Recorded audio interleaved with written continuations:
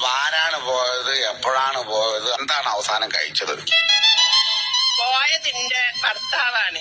മൂപ്പര് ഞങ്ങളെ കല്യാണം കഴിഞ്ഞ് ഒരു 6 മാസം ഞങ്ങൾ ഒരുമിച്ച് ജീവിച്ച് 6 മാസം കഴിഞ്ഞപ്പോ മൂപ്പർക്കൊരു പൂതി.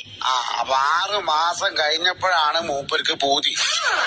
ഗൾഫ് പോവാൻ. ശരി, ഗൾഫ് പോവാൻ.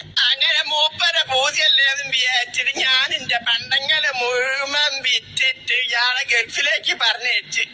ഇപ്പൊ 12 കൊല്ലായിട്ട് ഒരു വിവരവും ഇല്ല. ചിരിക്കരുത്. കരഞ്ഞതല്ലേ? എന്തൊരാളാണ്ട ഈ മുത്തു പോലത്തെ പെൺകുട്ടീനെ 6 മാസം കൂടെ ഈ കഴിഞ്ഞിട്ട്. അല്ല മോളെ, കുട്ടികളുണ്ടോ? 4 കുട്ടികളുണ്ട്. കല്യാണം കഴിഞ്ഞ 6 മാസങ്ങൾ ഒരുമിച്ച് ജീവിച്ചു. 12 കൊല്ലായിട്ട് ഓൻ ഗൾഫിലാണ്. ഇപ്പൊ 4 കുട്ടികളും ഉണ്ട് അല്ലേ? എന്നിട്ട് 12 കൊല്ലായിട്ട് മനുഷ്യന്റെ ഒരു വിവരവും ഇല്ല. കൊല്ലത്ത് വരലുണ്ട്. ശരി, 12 കൊല്ലായിട്ട് ഇങ്ങോട്ട് വരലും ഇല്ല, കൊല്ലത്തില് വരലും ഉണ്ട്. ഇപ്പൊ അങ്ങനെ കണക്കൂട്ടുമ്പോ ഈ രണ്ട് കണക്ക് തെറ്റിപ്പോകാണല്ലോ. എങ്ങനെയാപ്പോ അത് കണക്ക് മനസ്സിലായില്ല എനിക്ക്. അല്ല, കൊല്ലം എന്ന് പറഞ്ഞ സ്ഥലത്ത് വരലുണ്ട്. അവിടെ മൂപ്പർക്ക് ഭാര്യയും കുട്ടികളൊക്കെ ഉണ്ട്. എന്തൊക്കെ ചെലവുണ്ടെക്ക്.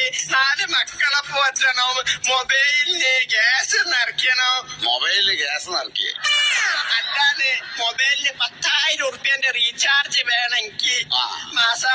അതുകൊണ്ട് എത്രയും പെട്ടെന്ന് ഇങ്ങോട്ട് വരാനുള്ള ഏർപ്പാട് ചെയ്യണം.